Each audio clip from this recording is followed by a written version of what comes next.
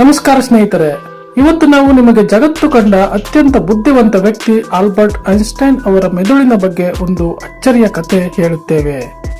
Einstein ಅವರು 1955ರಲ್ಲಿ ನಿಧನರಾದಾಗ ಅವರ ಮೆದುಳಿಗೆ ಸಂಬಂಧಿಸಿದಂತೆ ಒಂದು ದೊಡ್ಡ ವಿವಾದವೇ ನಡೆದಿತ್ತು.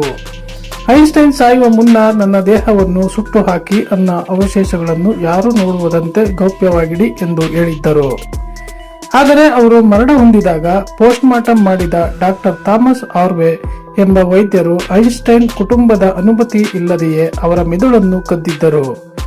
ಆರ್ವೆ ಅವರಿಗೆ ವಿಶ್ವದ ಅತ್ಯಂತ ದೊಡ್ಡ ಪ್ರತಿಭೆಯ ಮೆದುಳಿನ ಒಳಗೆ ಏನಿದೆ ಎಂದು ತಿಳಿಯುವ ಕುತೂಹಲವಿತ್ತು. ಅವರು ಮೆದುಳನ್ನು ಹೊರತೆಗೆದು ಅದರ ತೂಕವನ್ನು ಅಳೆದಾಗ ಅದು ಕೇವಲ 1230 ಗ್ರಾಂ ಇತ್ತು. ಸಾಮಾನ್ಯವಾಗಿ ಒಬ್ಬ ವಯಸ್ಕ ಪುರುಷನ ಮೆದುಳು ಸುಮಾರು 1400 ಗ್ರಾಂ ಇರುತ್ತದೆ. ಅಂದರೆ ಐನ್ಸ್ಟೈನ್ ಅವರ ಮೆದುಳು ಸಾಮಾನ್ಯ ವ್ಯಕ್ತಿಗಿಂತ ಚಿಕ್ಕದಾಗಿತ್ತು ಎಂಬುದು ಮೊದಲ ಅಚ್ಚರಿಯ ವಿಷಯ.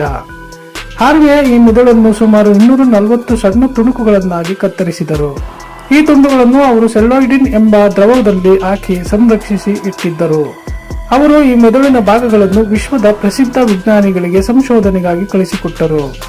ಸುಮಾರು 20 ವರ್ಷಗಳ ಕಾಲ ಈ ಮೆದುಳು ಎಲ್ಲಿತ್ತು ಎಂಬುದು ಯಾರಿಗೂ ತಿಳಿದಿರಲಿಲ್ಲ. ಹಾರ್ವೆ ಇದನ್ನು 2 ಜಾರ್ಗಳಲ್ಲಿ ತುಂಬಿಸಿ ತನ್ನ ಮನೆಯ ಬೇಸ್ಮೆಂಟ್ನಲ್ಲಿ ಬಚ್ಚಿಟ್ಟಿದ್ದರು. ವಿಜ್ಞಾನಿಗಳು ಸಂಶೋಧನೆ ಮಾಡಿದಾಗ ಐನ್ಸ್ಟೈನ್ ಮೆದುಳಿನಲ್ಲಿ ಒಂದು ವಿಶೇಷವಾದ ಭಾಗ ಕಂಡುಬಂತು.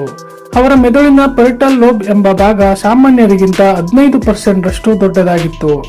ಮೆದುಳಿನ ಈ ಭಾಗವೇ ಗಣಿತಕ್ಕೆ, ಲೆಕ್ಕಾಚಾರ ಮತ್ತು 3D ಕಲ್ಪನೆಗಳಿಗೆ ಸಹಾಯ ಮಾಡುತ್ತದೆ. ಬಹುಶಃ ಇದೇ ಕಾರಣಕ್ಕೆ ಐನ್ಸ್ಟೈನ್ ಅವರು ಸಂಕೀರ್ಣವಾದ ಭೌತ ವಿಜ್ಞಾನದ ಸಮಸ್ಯೆಗಳನ್ನು ಸುಲಭವಾಗಿ ಬಿಡಿಸುತ್ತಿದ್ದರು. ಇನ್ನೊಂದು ಅಚ್ಚರಿಯ ವಿಷಯವೆಂದರೆ ಅವರ ಮೆದುಳಿನಲ್ಲಿ ಸೆಲ್ವಿನ್ ಫಿಶರ್ ಎಂಬ ಸೀಳು ಇರಲೇ ಇಲ್ಲ.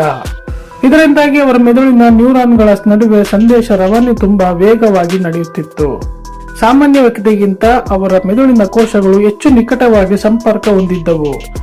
ಅವರ ಮೆದುಳಿನಲ್ಲಿ ಗ್ಲಿಯಲ್ ಸೆಲ್ಸ್ ಅಥವಾ ಗ್ಲಿಯಲ್ ಕೋಶಗಳ ಸಂಖ್ಯೆ ಕೂಡ ಬಹಳ ಹೆಚ್ಚಿತ್ತು.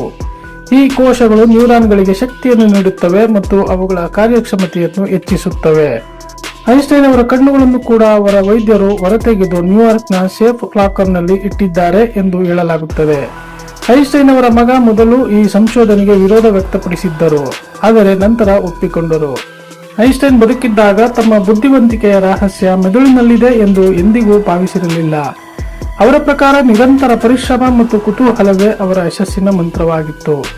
ಆದರೆ ವಿಜ್ಞಾನದ ದೃಷ್ಟಿಯಲ್ಲಿ ಅವರ ಮೆದುಳಿನ ರಚನೆಯೇ ವಿಭಿನ್ನವಾಗಿತ್ತು ಎಂಬುದು ಈಗ ಸಾಬೀತಾಗಿದೆ.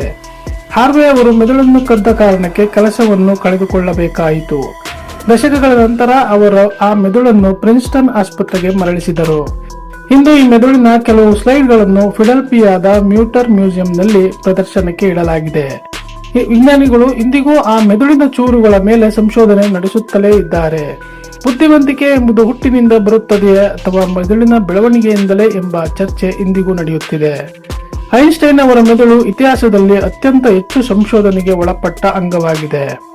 ನಮಗೆ ಅಸಾಧ್ಯವೆಂದು ತೋರುವ ವಿಷಯಗಳನ್ನು ಅವರು ತಮ್ಮ ಕಲ್ಪನಾ ಶಕ್ತಿಯಿಂದ ಸಾಬೀತುಪಡಿಸುತ್ತಿದ್ದರು. ಅವರ ಮೆದುಳಿನ ರಚನೆಯು ಅವರ ವಿಭಿನ್ನ ಆಲೋಚನಾ ಶೈಲಿಗೆ ಪೂರಕವಾಗಿತ್ತು. ಮೆದುಳಿನ ಪ್ರತಿಯೊಂದು ಭಾಗವು ಎಷ್ಟು ಮುಖ್ಯ ಎಂಬುದಕ್ಕೆ ಐನ್ಸ್ಟೈನ್ ಅವರೇ ಸಾಕ್ಷಿ. ಒಬ್ಬ ವ್ಯಕ್ತಿಯ ಸಾವಿನ ನಂತರವೂ ಅವರ ಮೆದುಳು ಇಡೀ ಜಗತ್ತಿಗೆ ಪಾಠ ಕಲಿಸುತ್ತಿದೆ. ವಿಜ್ಞಾನದ ಲೋಕದಲ್ಲಿ ಇದೊಂದು ಎಂದಿಗೂ ಮರೆಯಲಾಗದ ಕುತೂಹಲಕಾರಿ ಅಧ್ಯಾಯ. ನೀವು ಕೂಡ ಐನ್ಸ್ಟೈನ್ ಅವರಂತೆ ಬುದ್ಧಿವಂತರಾಗಲು ಬಯಸಿದರೆ ನಿಮ್ಮ ಆಲೋಚನಾ ಕ್ರಮವನ್ನು ಬದಲಿಸಿಕೊಳ್ಳಿ. ಈ ವಿಡಿಯೋ ನಿಮಗೆ ಇಷ್ಟವಾದರೆ ಜ್ಞಾನವನ್ನು ಹಂಚಿಕೊಳ್ಳಲು ಮರೆಯಬೇಡಿ. ಮತ್ತೆ ಮುಂದಿನ ವಿಡಿಯೋದಲ್ಲಿ ಭೇಟಿಯಾಗೋಣ. ಧನ್ಯವಾದಗಳು.